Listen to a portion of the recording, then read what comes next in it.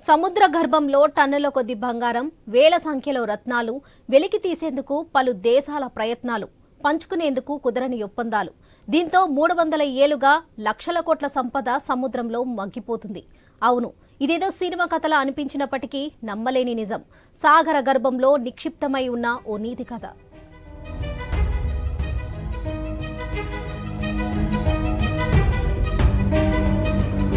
acceder a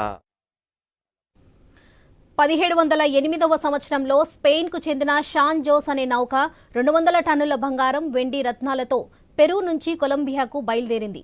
దానికి రక్షణగా 600 మంది సిబ్బంది ఉన్నారు. మార్గం మధ్యలో ఈ నౌకపై శత్రువులు దాడి చేశారు. దీంతో చాలా మంది ప్రాణాలు కోల్పోయారు. కొంతమంది సురక్షితంగా బయటపడ్డారు. ఆ దాడిలో నౌకతో పాటు సంపద మొత్తం సముద్ర గర్భంలో 600 మీటర్ల లోతున మునిగిపోయింది. ఇందులో ఉన్న 64 భారీ రాగి తుపాకులు కూడా అక్కడే పడిపోయాయి.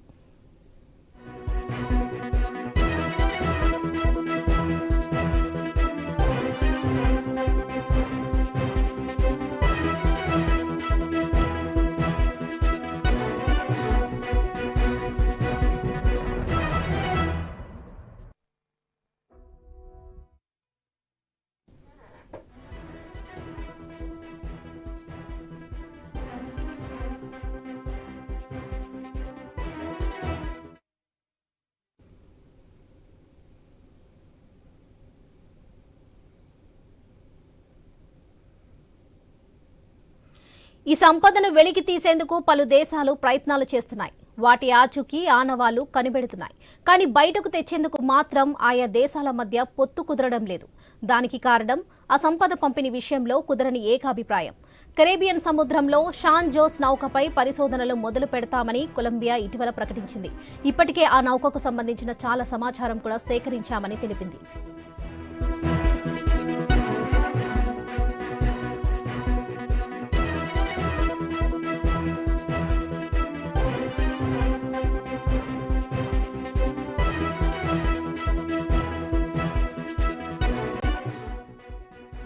The Colombian Institute of Anthropology and History special remote సెన్సర్లను ఉపయోగించి నౌక ఫోటోగ్రఫీ తయారు చేస్తుంది. దాని సాయంతో నౌక ఆచూకీ గుర్తించి ఆ తర్వాత పురాతన వస్తువులు, సంపదను బయటకు తీసుకొస్తామని ప్రకటిస్తుంది. అంతేకాదు, నౌక మునిగిపోయిన ప్రదేశాన్ని ICANH ప్రొటెక్టెడ్ యాంటిక్విటీ ప్రదేశంగా ప్రకటించింది. దీంతో అమెరికా, స్పెయిన్, పెరు దేశాల అలర్ట్ అయ్యాయి. ఈ దేశాలు కూడా ఆ నిధిపై తమ హక్కులు ఉన్నాయని చెబుతున్నాయి. గతంలో కూడా చాలా సార్లు ఆ నిధిని తీసుకువచ్చే ప్రయత్నాలు చేశాయి. కానీ ఏకాభిప్రాయం కుదరలేదు.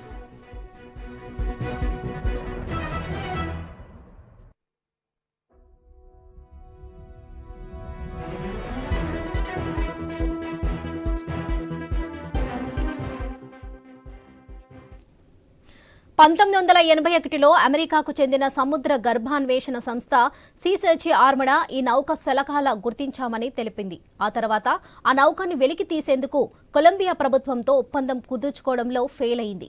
కొలంబియా పార్లమెంట్ ఈ నిధిపై పూర్తి హక్కు తమకే ఉందని ప్రకటించింది. దీన్ని వెలికి తీసేందుకు కేవలం 5% ఫీజు ఇస్తామని SSA సంస్థకు ఆఫర్ ఇచ్చింది. ఆ ఆఫర్ను తిరస్కరించిన SSA అమెరికా కోర్టులో కేసు వేసింది. కానీ కోర్టు తీర్పు కూడా SSAకు ప్రతికూలంగా వచ్చింది. ఆ సంపదపై సర్వ హక్కులు కొలంబియాకే ఉంటుందని కోర్టు 2 సార్లు తేల్చి చెప్పింది. దీంతో నౌక వెలికివేత ప్రయత్నాలు ఆగిపోయాయి.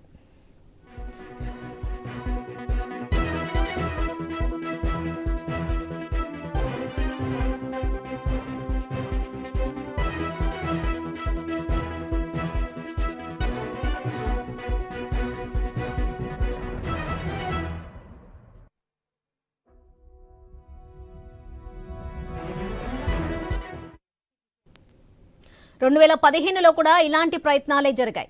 షాన్ జోస్ నౌక శకలాలను స్వయంగా కనుగొన్నామని కొలంబియా ప్రకటించింది. భారీ రాగి తుపాకులు వంటి పరికరాలు అక్కడ ఉన్నాయని తెలిపింది.